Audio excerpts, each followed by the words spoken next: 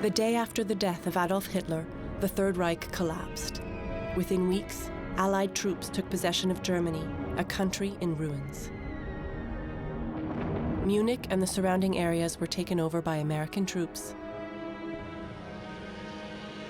On May 3, 1945, the 3rd United States Army took possession of the town of Steinhöring in Bavaria. They discovered a large house with almost 200 children living in it.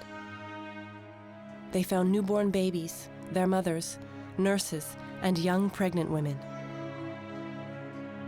They had been abandoned. They were traumatized. I can remember it well. It was like a storm, with thunder and lightning. I can picture myself at the front of a crowd of women that were gathered together. Men wearing black uniforms were stood against the wall. We were only young. We were children.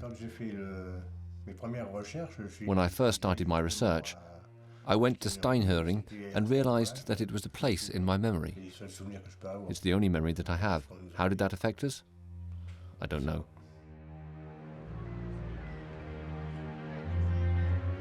The children that had been discovered by the Allies were one of the hidden secrets of the Nazi regime. They were conceived by the Reich, for the Reich. They were the product of a disturbing mission that had been started 10 years earlier, the Lebensborn. The intention was that these infants would be the successors for a new Germany that had been designed by Himmler, Goebbels, and other SS dignitaries. Today, aged 70, in spite of themselves, they are the last descendants of the National Socialist regime. The perfect children that were born in the Nazi birthhouses, according to Nazi ideology, were supposed to go on to dominate the world. I didn't cope very well at all. It was the other side of Holocaust. If you kill underrace, then you have to produce, on the other hand, those who were said to be better persons just by their looks of being tall, blonde, and blue-eyed. Most of the Lebensborn children only discovered the true story behind their birth in recent years. My mother didn't say anything about it. She never spoke about my birth. She told me about it for the first time a few weeks ago. It took more than 70 years for my mother to feel ready to tell me what had really happened. Between 1935 and the end of the war, more than 20,000 babies were born in the Nazi birth houses. These children, now adults, reveal their search to learn the truth about their birth and their quest to trace their parents.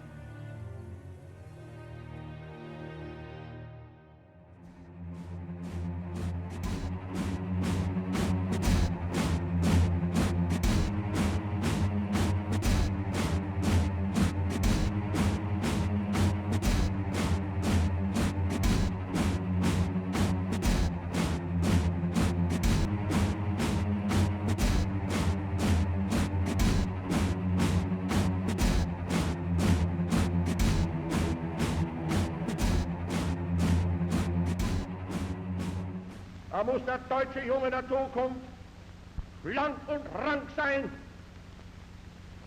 flink wie Windhunde, zäh wie Leder und hart wie Kruppstahl. In 1933, the newly elected Adolf Hitler introduced a series of racist laws in Germany. People suffering from hereditary diseases were forcibly sterilized. The law to protect German blood prohibited marriage between Jews and German citizens. He instructed his second-in-command, Heinrich Himmler, the leader of the SS, to put the finishing touches to an unprecedented eugenics program. The concept was as simple as it was Machiavellian. The mission was to recruit parents who would procreate and produce a generation of pure Aryans.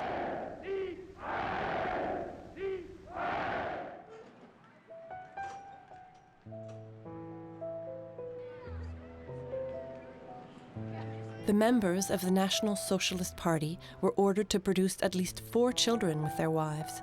Otherwise, their evolution in the hierarchy would be disadvantaged. They were given a second and more confidential order: to produce as many children as possible out of wedlock. Helga Kahau was the product of one of these extramarital relationships. She was born on March 23, 1941. Gezeugt wurde ich 9 Monate vorher. I was conceived 9 months earlier, on the day that Germany celebrated victory over France. Ministry officials were rewarded with special leave for the occasion. My mother went to the island of Usedom, a meeting place for the Nazi elite. That's where she met my father for the first time. He had made the trip from Berlin that day. I was an illegitimate child. I was born out of wedlock. At the time, the best thing that a woman in my mother's situation could do was to go to Lebensborn's house to give birth. Helga Kahau's mother gave birth in Steinhöring, the main birth house in the Lebensborn program. It was a place where pregnant, single women could give birth without being judged by their loved ones. Only a few women went there in the first year. The regime kept the project top secret. There wasn't any propaganda, and they didn't make any public announcements. On the contrary, the only video footage that exists is amateur. From 1938 onwards, birth houses were opened elsewhere. They were opened in annexed Austria, where the physical appearance of the women corresponded to the principles of the Ministry of Race. Brigitte Rambeck was born in a Lebensborn in Pernitz.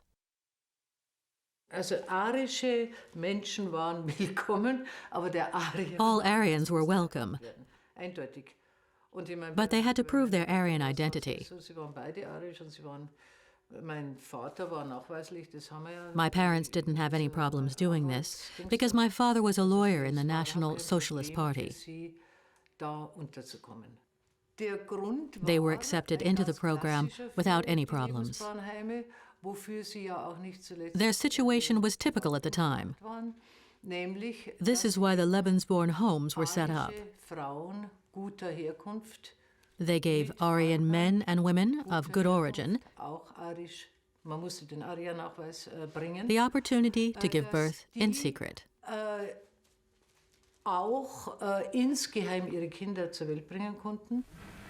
Der Reichsführer SS Heinrich Himmler trifft in Den Haag ein, wo von Anton. In 1938, Heinrich Himmler declared, "The newborn children will add to the number of people fighting for Germany and take away from the other side. I intend to search for and obtain German blood from all over the world." Race was the cornerstone of the system. It was in the name of race that the Third Reich plunged Europe into war in 1939. Poland, Belgium, Holland, the German troops charged through Europe. One nation, more than any other, caught the attention of Heinrich Himmler. On the 10th of June, 1940, Norway surrendered. The Reichsführer ordered the opening of 10 birth houses. Oslo and its surrounding area became a place of leave for the German soldiers. This was not a random choice. The intention was that the soldiers would come into contact with Norwegian women and procreate. Himmler wanted to create a purebred race, a pure Aryan race. Norway was the country of his dreams. The Norwegians were known to be descendants of the Vikings, and the blonde woman had typically Aryan traits. This meant that Norway was the perfect place for the Lebensborn program. Thorleif Blatt was born in a Lebensborn house in the outskirts of Oslo. According to her son, his mother had no alternative at the time. She was in a difficult situation. It wasn't easy. They were judged by people and accused as being whores for the Germans.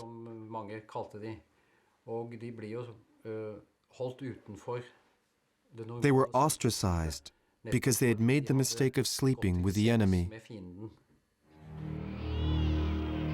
Between 1942 and 1945, 10,000 children were born in Norway, the largest contingent of the Lebensborn children. The majority of them went to live in Germany. Birth houses were also opened in Holland, Sweden, and Denmark. But this wasn't enough for Heinrich Himmler.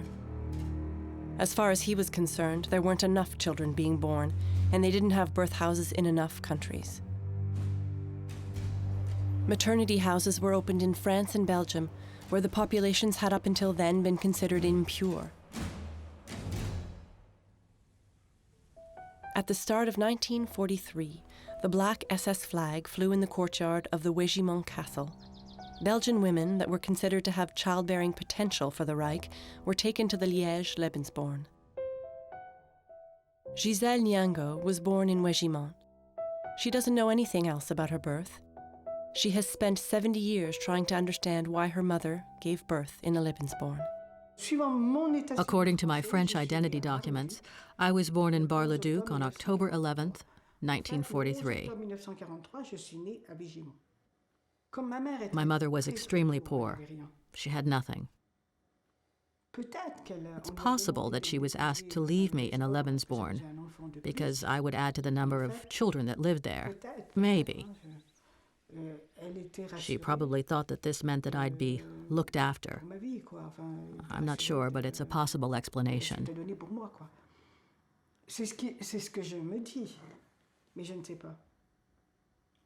It seems likely given how poor she was. When I was looking through her paperwork, I saw that she was entitled to 1 free meal a day when she was 6 months pregnant. So maybe she didn't have any other option. I don't know. Other than this, Gisèle doesn't have any other information about the mother she never knew. She will never know if her mother gave birth in Lebensborn because she wanted to provide a child for the Reich, or if she was forced to abandon her daughter due to poverty. In 1943, the whole of Europe was under strict rationing. However, the people in the Lebensborn project had everything they needed. Heinrich Himmler made sure of it. A safe haven, where the nurses wore swastikas. Gisela Heidenreich's mother was one of the program leaders. Over the years, she has given her daughter rare insights into her time there. They say it was the best time of their life. They had very good food, they had excellent food, and they were laughing, and they were singing, and they were dancing, and they could knit, they had all those embroideries, and they had a very good time. And you can imagine during wartime, many of the women, they came out of some destroyed cities and everybody was poor. And so they were for at least 3 or 4, some were even 5 to 6 months they could stay there. It was kind of little paradises. It was wartime, yet the Lebensborn homes had highly qualified staff, leading midwives and doctors. My mother always said it was the best place for a woman to go to give birth. She always spoke about it in a very positive way. However, the paradise described by Brigitte Rambeck's mother came at a price. The Nazi leaders considered children that were born with a disability useless and even dangerous. They thought that they would contaminate the Aryan race. They were sent to hospitals and they were killed. Euthanasie. These were victims of euthanasie. Children had to be perfect, of course. And if there was somebody who was not okay, they were sent to special, what they say, special treatment. special treatment was killing. Yeah. And so we don't know how many were killed, because this, of course, was much more secret than anything else. The Lebensborn, a real-world matrix conceived by the Third Reich, had no need or desire for these babies. Mothers were informed of the untimely death of their babies and were given no other information. For other children, destiny had something else in store. A month after birth, they were baptized according to Nazi rites. This initiation concerned doctrine rather than religion. A ceremony was held during which children were admitted into the National Socialist regime. Also im März wurde ich dort geboren und I was born in a Lebensborn in March, and a month later, on April the 20th, Adolf Hitler's birthday, at the time a national holiday, I was admitted into the SS community.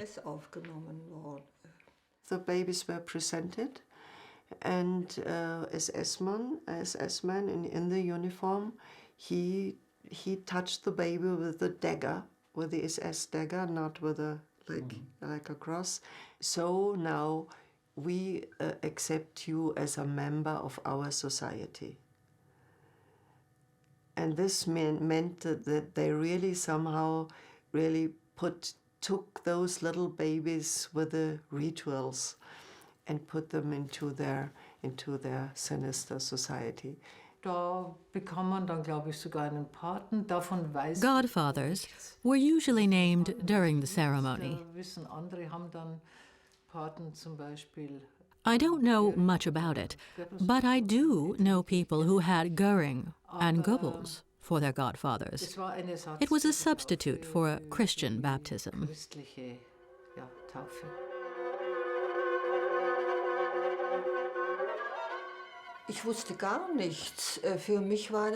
I didn't know anything else. It was life as I knew it. I was born surrounded by the SS flags. I saw only men in uniform. For me, it was normal.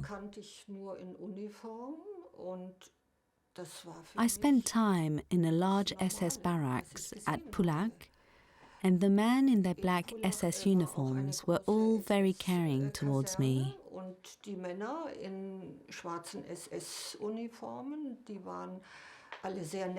It was as if they were my kind, caring uncles. When leaving a Lebensborn birth house, mothers were faced with a final and irrevocable choice. The authorities advised the parents to leave their children with them. They promised to erase all traces of the biological parents and find a new family for the babies. An SS family, of course, to strengthen the new Germanic race. At the age of 5 months, I was assigned to a foster family, the Schneider family.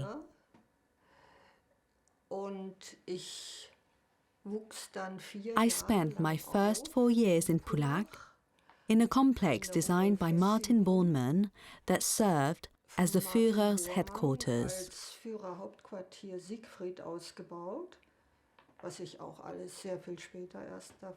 I learned this much later on, but I spent my first 4 years in the foster family's home. She brought me to Bad Tölz, to her sister who was living there, and she brought me there as a also Norwegian foster child. She did not tell that I was her real child, because her and her sister, she had 2 sons already, and she always, like they told me later, wanted a little girl, so she brought kind of little gift coming back from Norway, a little girl, poor little Norwegian foster child.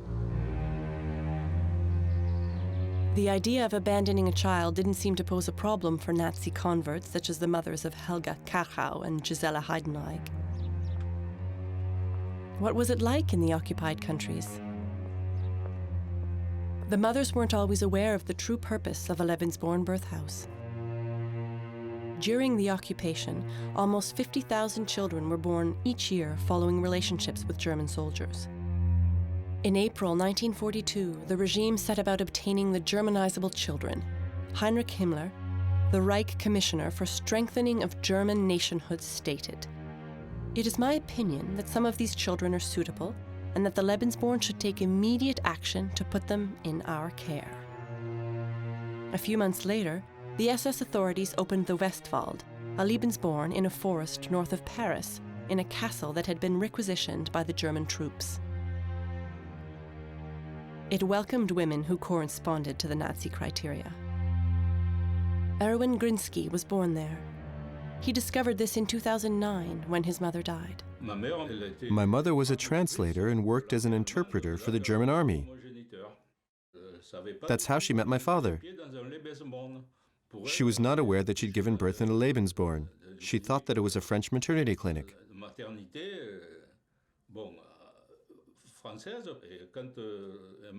She told me that my father asked her to leave me in the home. But she refused. She kept quiet and left for Germany. My father received his commission in July 44 when I was 2 months old. We left for Germany.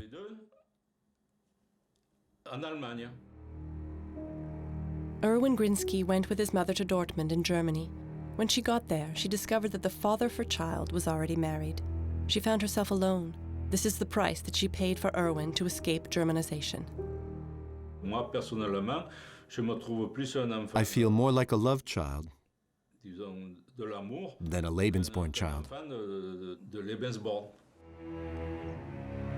In 1944, the Allies started to close in. This marked a turning point in the war. The Allied troops landed in Normandy. The Lebensborn in France, Belgium, and Norway were caught up in the battles.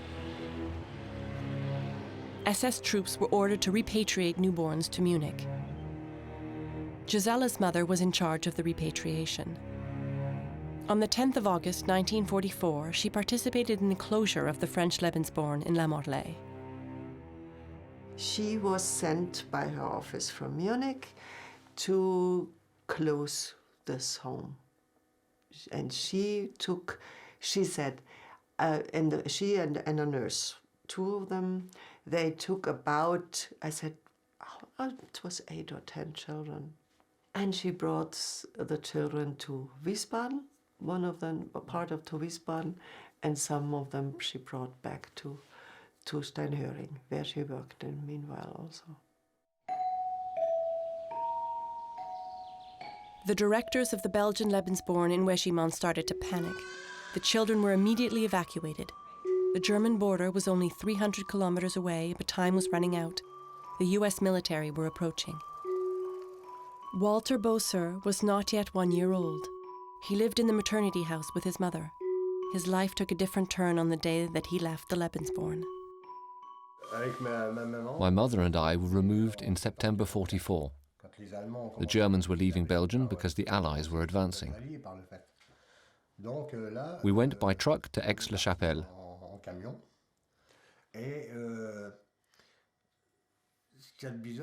I don't know what happened to her after that. I don't know why she wasn't put in the same truck as me. The children and then the staff had been put in the truck.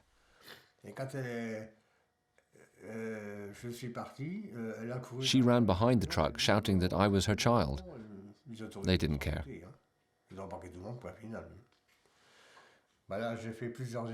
My journey happened in stages.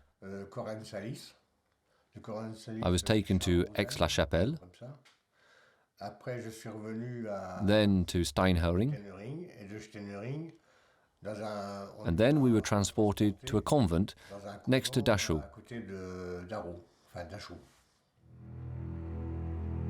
It took 8 months for the German troops to repatriate Walter and the other residents of the Lebensborn to the capital of Bavaria. The Nazi regime had fallen, but the SS officials wanted to keep the children at all costs. 300 of them were found in cramped conditions in the Bavarian headquarters of the organization. On the 3rd of May 1945, the GIs took possession of Steinhoring.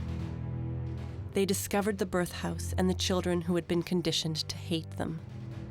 Da kamen dann die Amerikaner. Und da ist mir aufgefallen, dass The Americans arrived, and that's when I realized that I considered the US as the enemy. identifizierte. Aber die Amerikaner waren sehr nett. The soldiers were very kind to the children in the home. Und haben ihnen Geschenke gebracht. Und ich fand das They bought us geradezu gifts, obszön. but I felt as if it was wrong. Einmal I was suddenly supposed to like the American soldiers. sollte. Aber als Kind, I was a wenn child die ersten 4 and had Jahre spent the seines first 4 years of my life being educated in Nazi Nazi ideology. erzogen worden It was ist. Und auf complicated. einmal 45 war alles ganz anders. Suddenly, Das hat in 1945, everything changed. Irritationen I was deeply troubled by the upheaval. ausgelöst. The fall of the last Lebensborn signaled the beginning of the end of the eugenics program that had started 10 years earlier. Germany was in ruins. A question had to be answered. What should be done with these children? They were handed over to the Red Cross and to the United Nations, and then placed in a convent alongside orphans from concentration camps. 15 of these children were French. Walter and the young Giselle were amongst them. It was run by nuns. It was a former nunnery. They set up the home for the children who came from the surrounding camps. Some Jews came, some alone and by foot, to this home. There were around 100 small children. I don't know how many exactly. We were housed in a wing of the building. Older children came here to reconstruct themselves. It is somewhat paradoxical that the teenagers who had been released from concentration camps looked after Giselle and the other young children. The journey of the residents of the Lebensborn didn't come to an end at the Indersdorf convent. In fact, it was just a beginning. The Nazis had destroyed almost all of their birth records, and the documents held by the French were very fragmented. The children were sent to all of the countries that had been allies during the war that had adoption policies in place. It was decided by language. We spoke French, we spoke German, we spoke many different languages. Even the children that had been born in occupied countries like Poland spoke the native language. That's how I ended up in France. In 1946, the leadership of the French Settlement and Family Services took these children from the United Nations. France needed them to rebuild the population. They were mostly repatriated in the east of France. Many of them were ill when they arrived. Walter Bosser had an eye injury and was hospitalized for several months.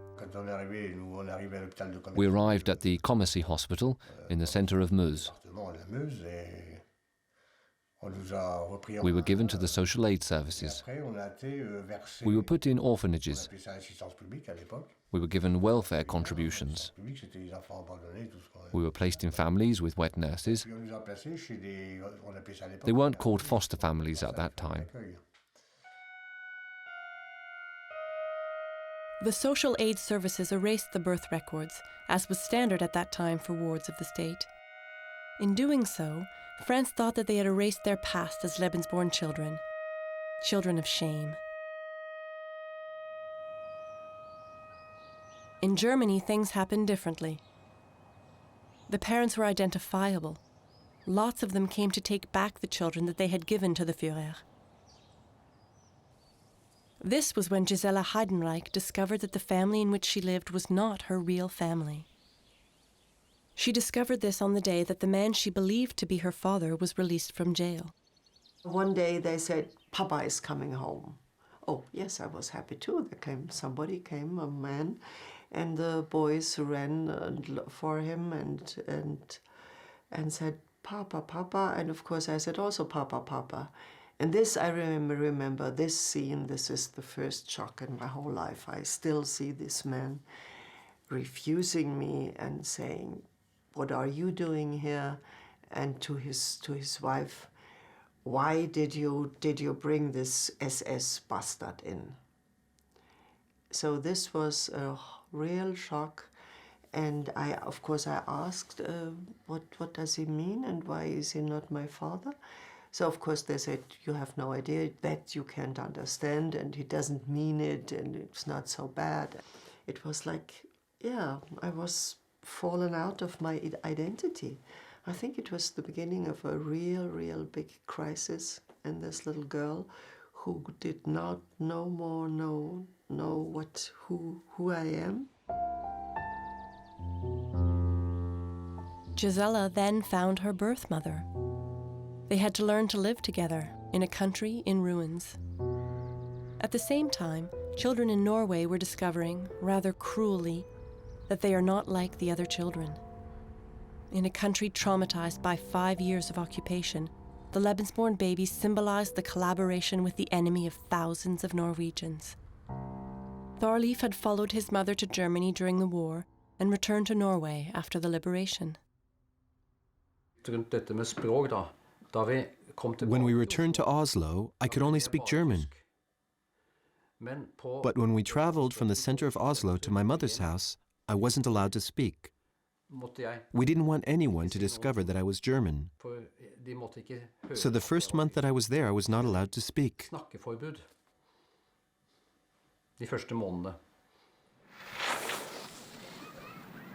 In 1954, when Thorleif Blatt was 12 years old, the story behind his birth caught up with him again.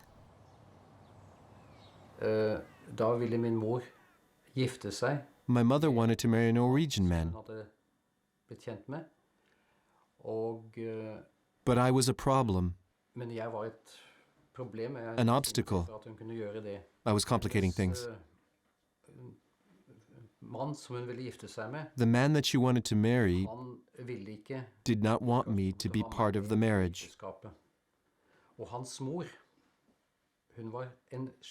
His mother held a deep hatred for the Germans, and she said to him, "If you marry this woman, her little kraut must not be a part of the marriage." So my existence caused a problem for my mother. She decided to put me in an orphanage. She had to explain to the orphanage, in my presence, why she wanted to abandon me.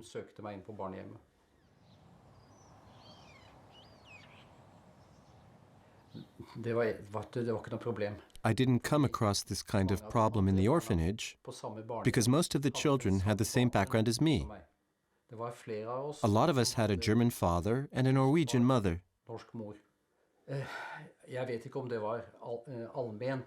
I don't know if it happened everywhere, but the hatred towards the Germans remained widespread for a long time after the war.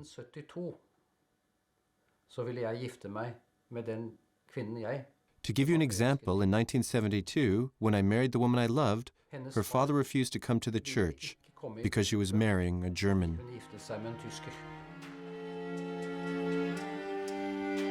However, many of the children suffered a fate worse than Thorleif.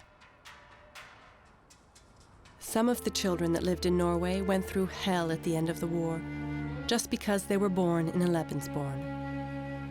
Paul Hansen's father was a soldier in the German army. His Norwegian mother followed his father to Germany and left her son in a Nazi children's home.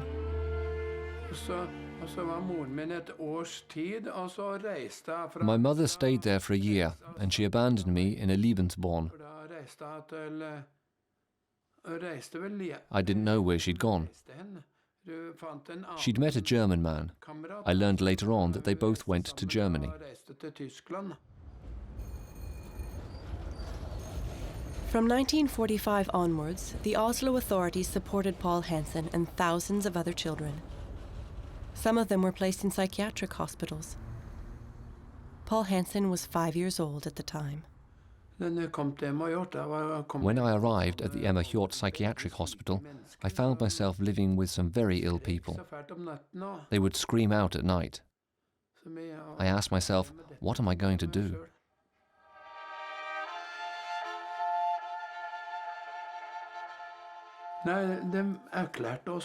We were officially declared retarded.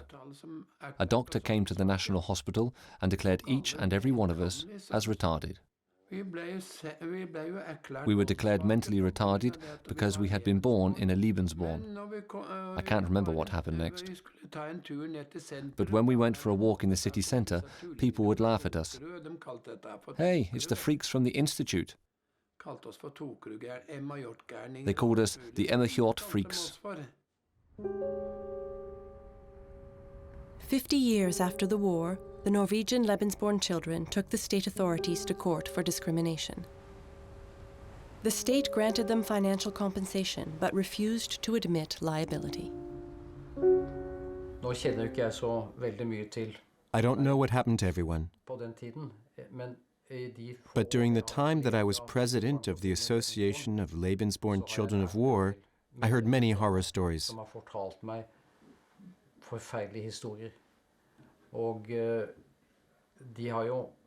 It's difficult to comprehend the extent of the abuse that took place in the orphanages and the foster homes. The Norwegian authorities considered the little Krauts as inferior and as a possible future fifth column.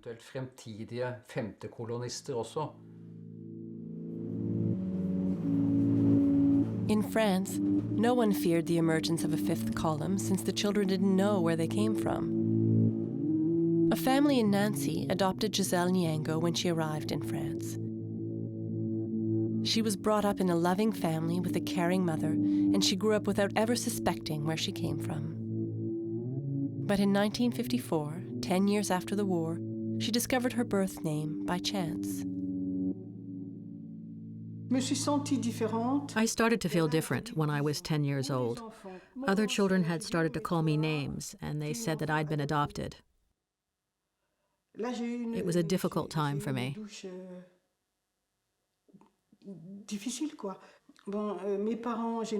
I asked my parents if I'd been adopted.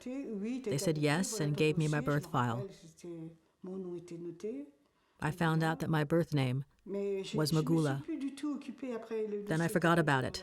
I kept the file in a drawer. I looked at it from time to time to remind myself of my name, to remind me, but other than that, I hid it away. Giselle Nyango didn't say anything else about it. She lived in a happy family, and her adoption wasn't part of it. Other children were not able to bury the past. It was too much in their present.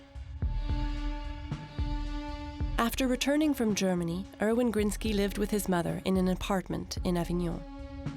His mother called him Hervé for 60 years as she feared that his Lebensborn birth would be unmasked if she called him by his real name. She was ashamed of the conditions surrounding his birth. I was 16 at the time. I can remember it really well. I was applying for my identity card. My mother kept all of her documentation in a small iron chest. She took a document out of it and gave it to me. It had the name Erwin Schmidt written on it. I started to question things. Was I called Grinsky or was I called Schmidt? My mother told me that it was a secret and that nobody could find out. She tore the document up and threw it into the fire. This was the only time that I saw the name Schmidt on a birth certificate. Schmidt was the name of his father, the German soldier who took his mother to give birth in Lebensborn in 1944. Little by little, from time to time, she gave me snippets of information. She mentioned my father. But if I asked questions, she closed up immediately and changed the subject. But she always called me Hervé. She never called me Erwin. The post-war fate of the Lebensborn children varied, but they all have one thing in common. They have lived for decades in denial, in secret. Walter Boser is an exception. He fought for 30 years to have access to his social aid file. His quest began the day that he met his future wife. He wanted to know who he was. He tracked down his mother, who was still alive at the time. She lived in Belgium, where she had rebuilt her life after the war. How old were you at that time? When did I meet my mother for the first time? I was 54 years old. How did you feel?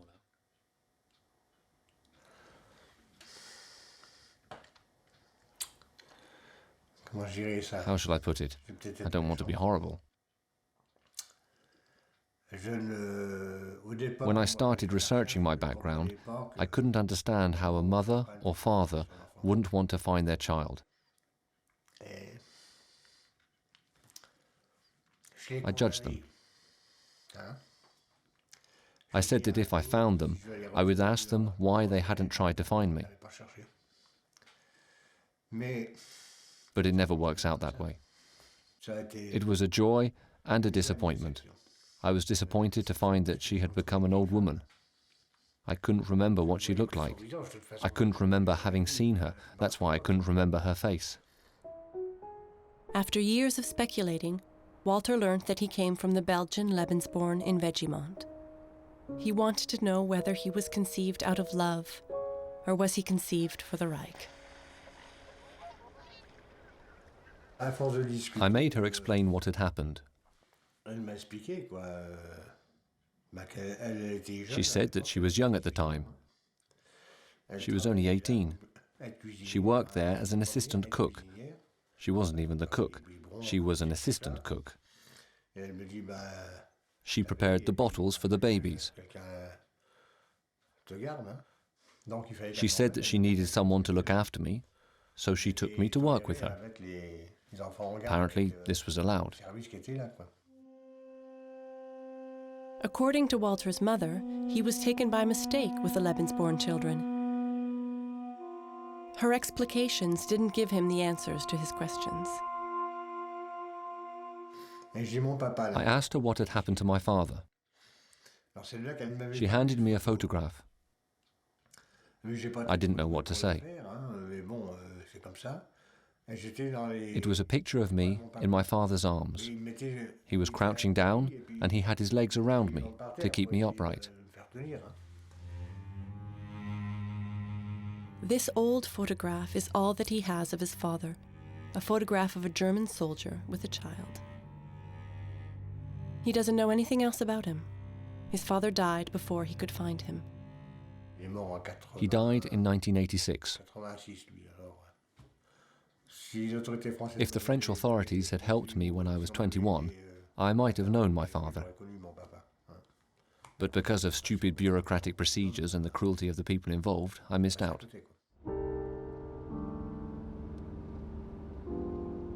The children of the Nazi birth houses had to wait until 2008 to get the answers that they were looking for.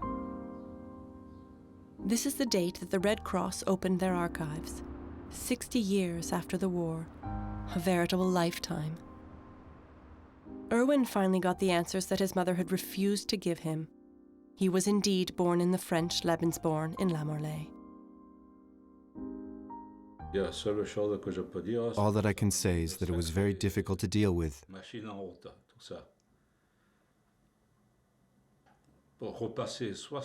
I spent 65 years of my life in the dark.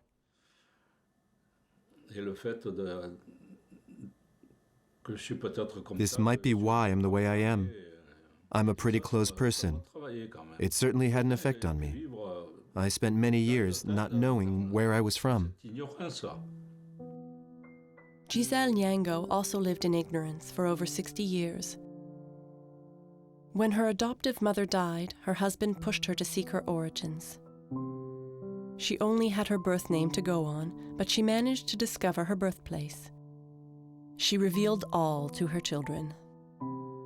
It was very difficult to talk about it. It's still very difficult even now. Why?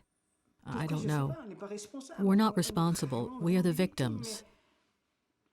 But since the war, people have been prejudiced against the Lebensborn children. I was ashamed. It was difficult to learn that I was part of the project. It was difficult to accept. She discovered that she had a brother living in Belgium. It's thanks to him that she found out more about her biological parents.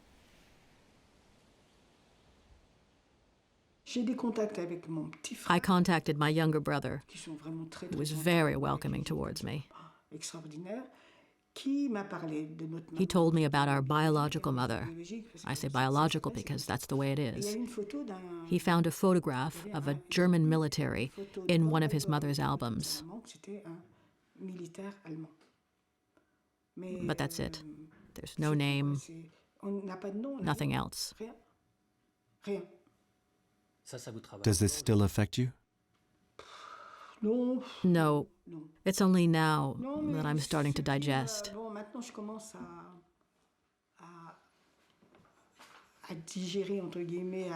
Or should I say accept my birth,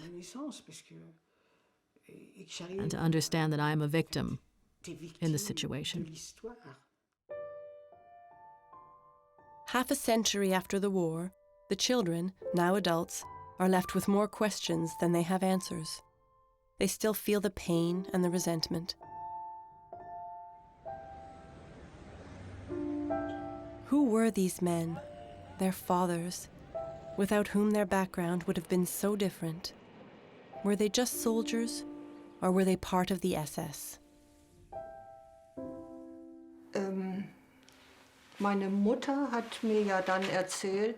mother had told me that my father was reported missing.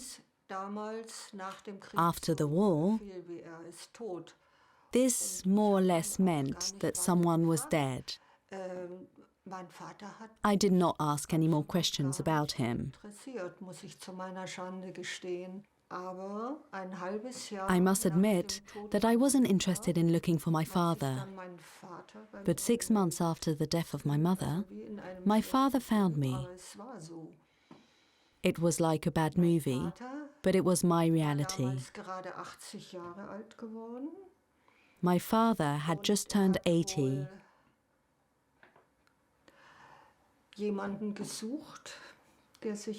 He obviously wanted someone to take care of him, and he had remembered that he'd had a daughter. Helga Karau discovered that her father was a high-ranking member of the SS who had been well aware of the purpose of the Lebensborn and who would have known exactly what had happened to his daughter when she left the birth house. I love my parents, and I have never wanted to take them to trial. Is this the cross that I bear? Yes. Even today it is difficult. Children with the same background as me will carry the weight of the legacy of National Socialism forever. The residents of the Lebensborn were the orphans of history. They had never been recognized as victims of war. From the 10th of October 1947 to the 10th of March 1948, the 4 SS organizations that led the purification of the race program were investigated as part of the Nuremberg trials. The leaders of the Lebensborn program were in the dock. Colonel Max Solman, program director. By his side, Inge Vermetz, his assistant, and Gregor Ebner, the organization's medical officer. They were acquitted of charges of war crimes and crimes against humanity and were only charged with being members of the SS. Gisela Heidenreich's mother spent 11 months imprisoned in Nuremberg. She was a key witness in the trial. Nobody ever could, in those times, prove their crimes, and there were a lot of crimes. It was a criminal institution, definitely it was. But all the time, she always said, I only did something very good. We only helped foster childs, and we owned children, and we only helped parents who couldn't get own children, and I would do this today again. This was a sentence I heard very often from her. And also the sentence, do you think that we would have come free in Nuremberg? And the Americans themselves said this was a model of a very excellent social institution. She kept repeating this sentence. Even Americans said it was a model of a social institution. They were found not guilty in the eyes of history, and the 22,000 Lebensborn children have fallen into oblivion. All that remains is the shame that drives most of them to hide their past, even 70 years later. They are connected by their inner demons and their questions that remain unanswered. The Lebensborn children still carry this pain with them.